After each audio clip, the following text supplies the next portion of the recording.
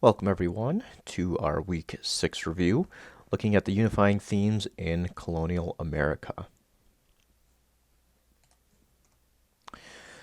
So, PowerPoint question number 1. Why do you think many of the intellectuals involved in the scientific revolution turned to deism? Um, Very good question. A lot of people had some very good ideas here, and a lot of them really centered around kind of a compromise that was being made by a lot of these intellectuals. Remember, they would have grown up in what was still a very religious society and a very religious culture,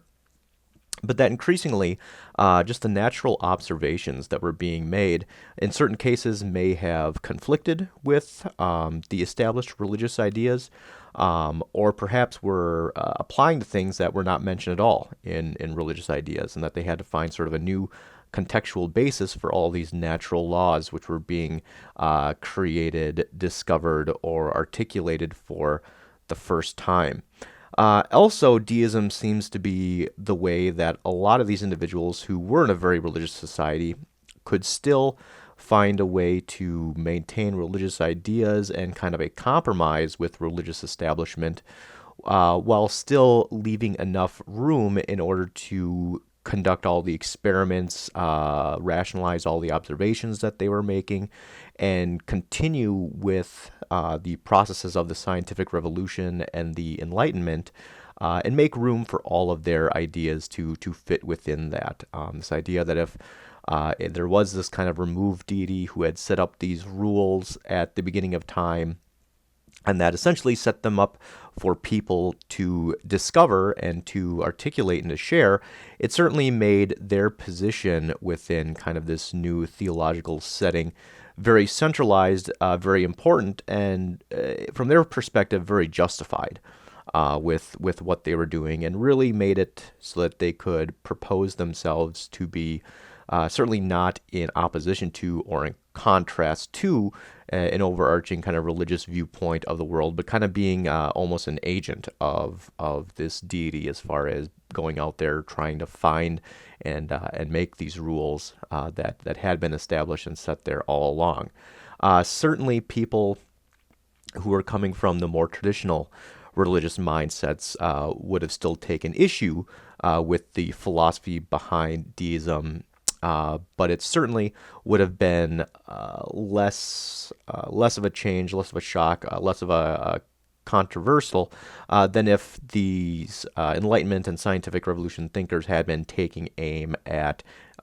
religion and Christianity in general and trying to make the case that it was unreal or untrue, while simply taking out a lot of the kind of specifics around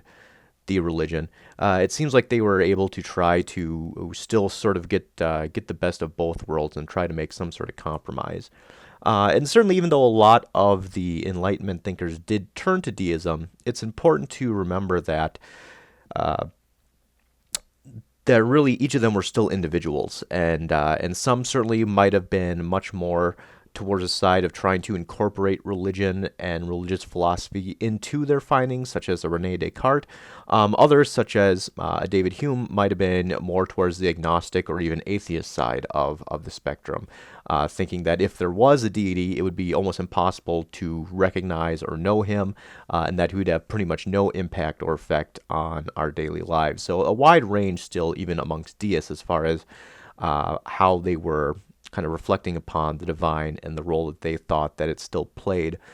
within the world and within their own lives. So what were some of the aspects of the scientific revolution and enlightenment that still impact us today, and why do you think that such ideas developed hundreds of years ago still have the influence that they do?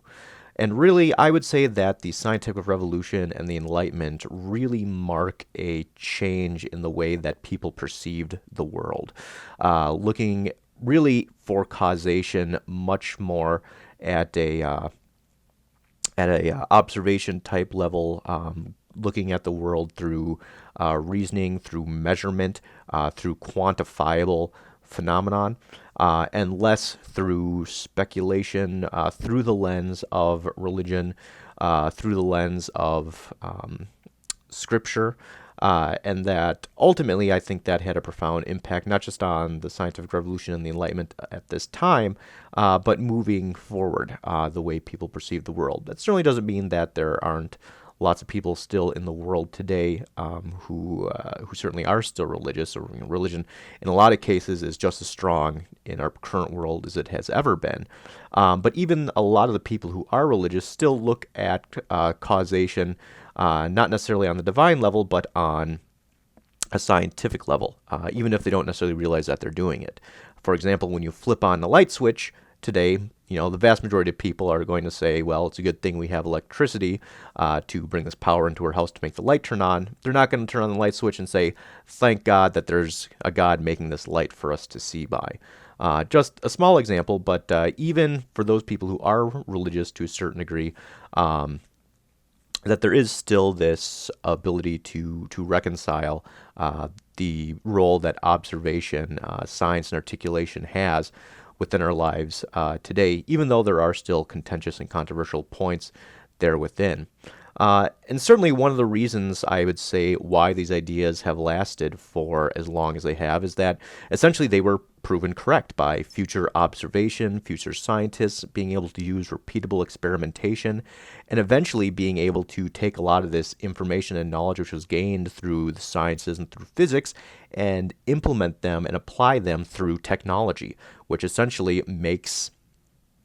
these observations and these scientific findings actually work and be observable. For once more, the example of electricity and its usefulness today. It's pretty hard to argue with the research and the science that was done on electricity when we see the effects of it being pumped into our own homes and powering our own devices. And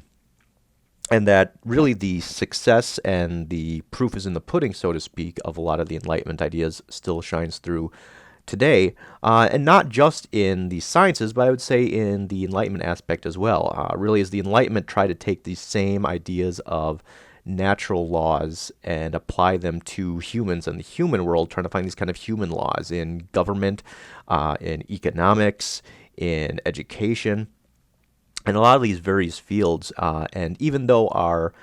perception of them and our scope in which we think about them has certainly evolved and changed over time, just the fact that people are even thinking about the role that people should play in government and the role that government should play in people's lives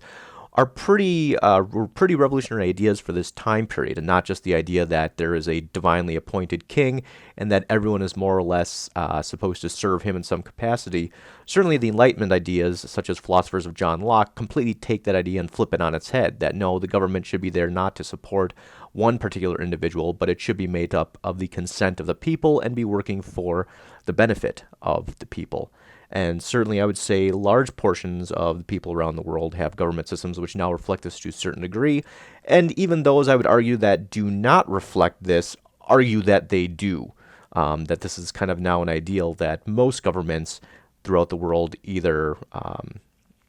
adopt or are trying to at least say that they honor to one degree or another. And you could look at a very, very similar argument in the field of economics and really all the social sciences which developed during this period of time. But it's important to note that there was also a long divide between when these ideas were first articulated and today, and there has been hundreds of years for them to be better researched and studied, and that along the way, plenty of mistakes were made, not just in the sciences, but in the social sciences as well. And for example, if you go into the second portion of this course, we're going to start talking a lot more about social Darwinism, which essentially was an outgrowth of this scientific revolution, taking kind of scientific ideas, trying to apply them to humans and human societies in a way that it was never meant to be done, and which was very inaccurate and which was very,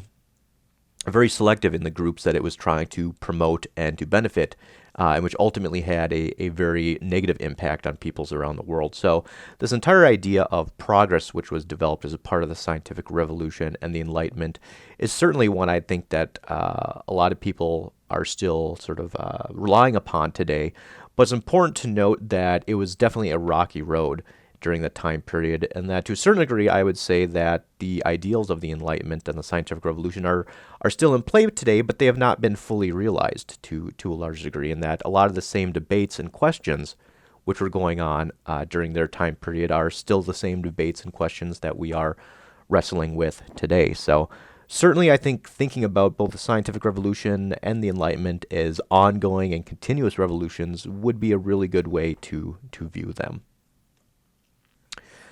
So, why do you believe the Enlightenment had such a profound impact in the British colonies and eventually on the establishment of America? And really, I think you can argue the role that education played within the colonies as far as spreading these ideas, as well as this idea of kind of exceptionalism, which was developing within the American colonies, and how a lot of people in this kind of elite ruling class really were looking for ways to distinguish themselves from the traditions of Europe, both in government as well as kind of on an intellectual level. And really, the Enlightenment played into that very, very well. This idea of the representation in government, how that aligned itself with the economic interests of the colonies, particularly when the Enlightenment and John Locke, Adam Smith began articulating aspects as far as questioning mercantilism, questioning the right and the ability to tax without representation. Once a lot of these conflicts begin arising between the British Empire and the colonies, these Enlightenment ideas and philosophies become sort of the framework that the colonists are able to set this debate in, to articulate their own ideas and articulate their own arguments. And in that way, it has a very big impact. But certainly finding a way, like I said, to try to differentiate themselves from the philosophies of Europe. And really, when you're going to be talking about the Great Awakening in a moment, I'd say that's a rather similar idea on the religious level as kind of the Enlightenment is on the level of government and more of a kind of intellectual level. And I think you have both of these going on, and to some degree, both of them are a reaction to tradition in both the religious and the non-religious sense, and that both are operating at roughly the same period of time, and really both have a pretty profound impact on allowing the colonists to see themselves as sort of being a distinct group from Great Britain, even though they were still, for the most part, considering themselves British citizens and part of the empire, and that it really led into their perceptions of themselves in the world, and eventually, once conflicts begin to arise, how they're differentiating themselves from the British. So in what ways was the Great Awakening a reaction to Enlightenment ideas? Once more, with the Enlightenment really trying to create its basis around reason, measurements, trying to sort of articulate these natural laws as kind of large governing principles, which up until that point in time had really been the role and the place of religion. Now that there's kind of a competition for that explanation, that causality between the Enlightenment and the philosophy of deists, the people who were looking at things from a religious standpoint really wanted to make a differentiation from not only the Enlightenment ideas, but I would argue kind of the traditional idea and role of religion within society as well, making religion a much more kind of communal activity, appealing much more to people's emotions rather than the rationality, and trying to separate really religion from kind of the attempts that had been made prior to this to form sort of a reasoning behind it, if that makes a lot of sense. I'm thinking back to people such as Thomas Aquinas, studying the works of Aristotle and trying to take kind of Greek reason, applying it to a Christian theology to try to explain itself. The people who were involved in the Great Awakening really would argue that you did not need to justify or explain the religion. You simply needed to believe in it, if that makes sense. And that's really the difference that you see with the Great Awakening religions and the direction that took religion within the colonies at this point in time, and eventually into the United States up until the time period of the Second Great Awakening, which was kind of a rearticulation of a lot of these ideas which began with the Great Awakening. But the idea of trying to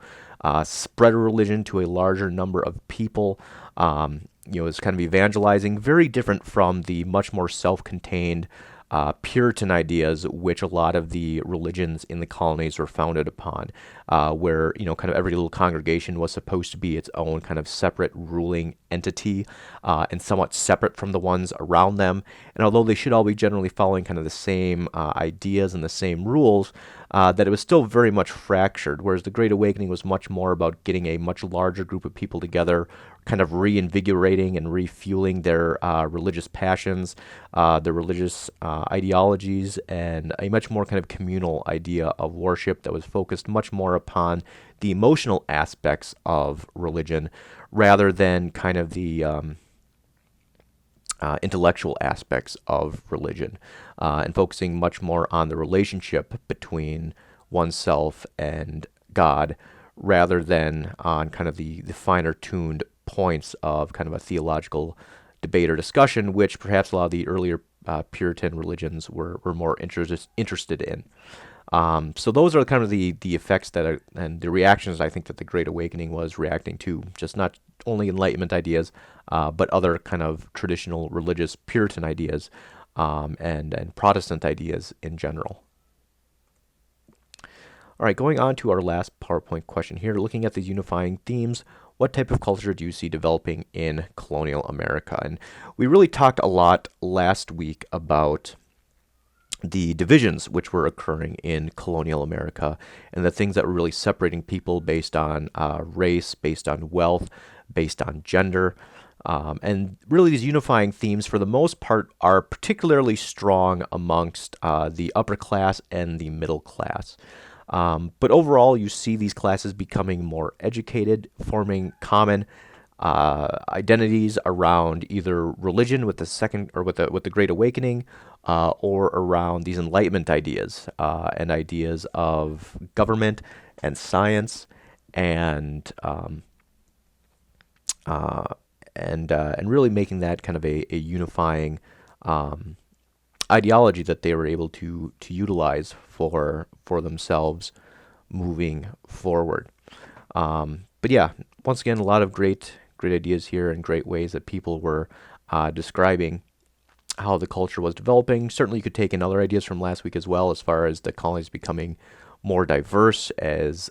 immigration is coming from new and different places as well. So yeah, a lot of good ways you could kind of combine the changes that have been going on in the colonies and really showing how the colonies were developing throughout this time period. All right, we're going to hop over and take a closer look here at our documents. It seemed like a lot of people had some trouble looking at these documents and kind of pinpointing specific examples. If you lost some points in this assignment, a lot of it was because a lot of people had good generalizations for what they were seeing in these documents, but really didn't have a lot of good specific examples to back those up. You weren't putting in a lot of quotes. You were kind of being very vague in a lot of cases. So if you see yourself losing some points, that's probably where that's coming in. And once more, if you have any questions about any of this after watching our review video, go ahead and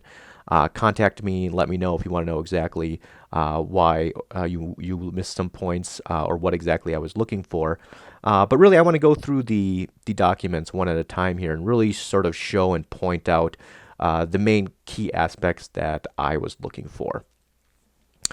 So we'll start off with John Locke and the Second Treatise on Government. Just a small snippet of it here, but I think this snippet provides a lot of good examples of kind of the things that he's interested in and talking about. Our first quote here: political power is that power which every man, having in the state of nature, once more thinking about these natural rights, so everyone kind of has these natural rights he's going to be talking about, has given up into the hands of society, and therein the governors, whom society hath set over itself, with the express or tacit trust that it shall be employed for the good and preservation of their properties. So pretty much saying that government is this institution where people have given up some amount of rights to the government,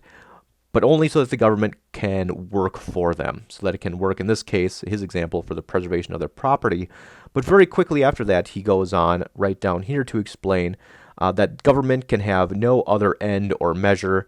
than in the hands of the magistrates, but to preserve the members of that society in their lives, liberties, and possessions. And once more, you can make a clear parallel here to the Declaration of Independence, which is eventually written by Thomas Jefferson, who relies very heavily on the ideas of John Locke and the ideas of life, liberty, and pursuit of happiness. Rather different articulation of it, but the ideas come right back here to John Locke, and that essentially the main goal of a government is to pretty much protect the members of its society and their lives, their liberties, their happiness, their pursuit of happiness, or their possessions. Moving down here, that government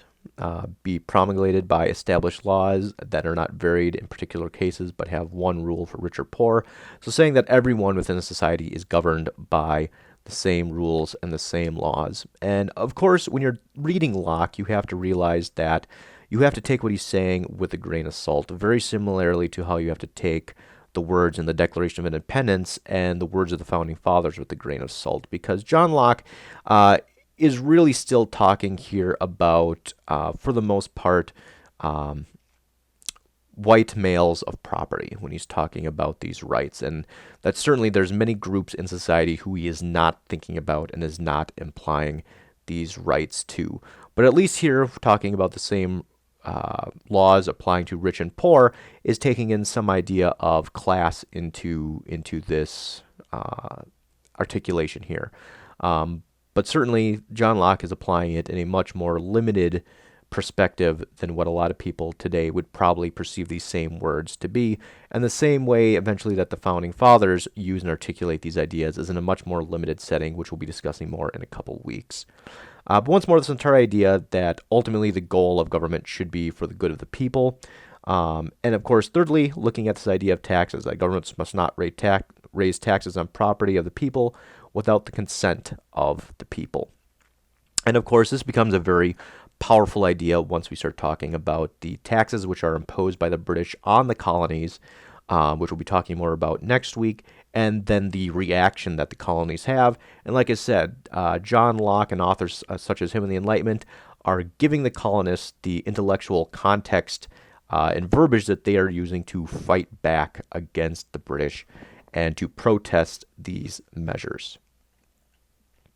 Going on to Isaac Newton, who is really,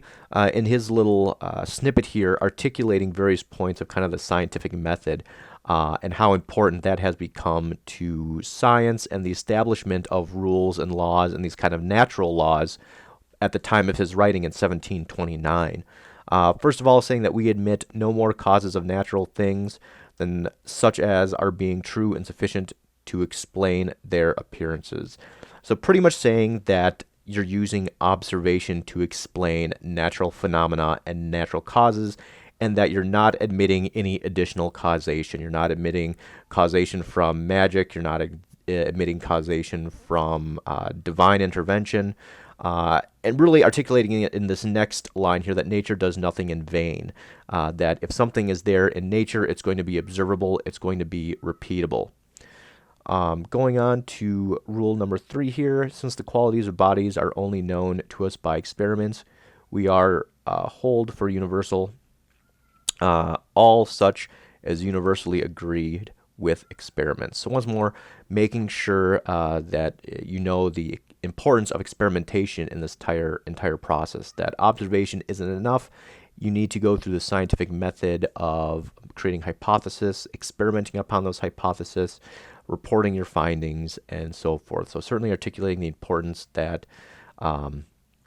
experimentation has in discovering and articulating these natural effects, these natural laws.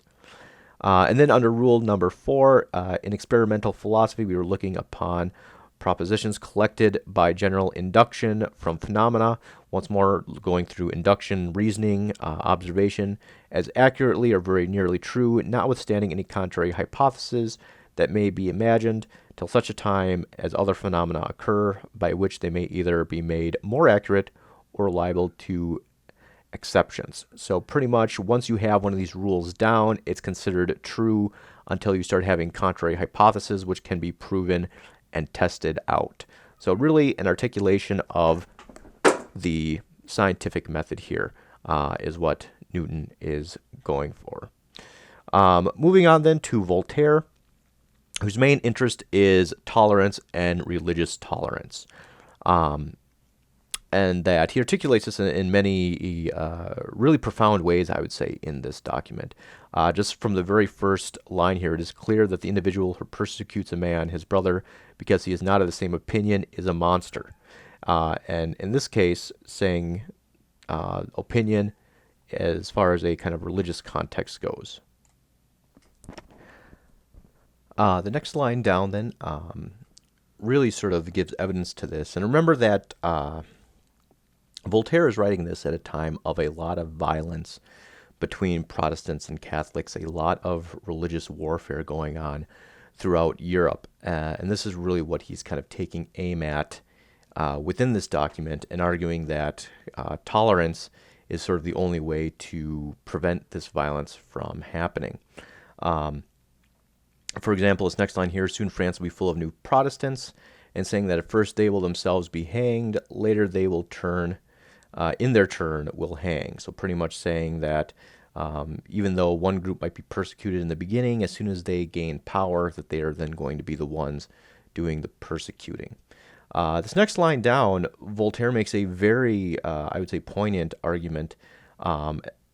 along the lines of what we might today consider multiculturalism. Here he says that if you have two religions in your countries, they will cut each other's throat. If you have 30 religions, they will dwell in peace. Look at the Great Turk. He governs Grubers, Anyas, Greek, Christians, Nestorians, Romans. So really he, at this point in time, is pointing out the the Ottoman Empire, essentially,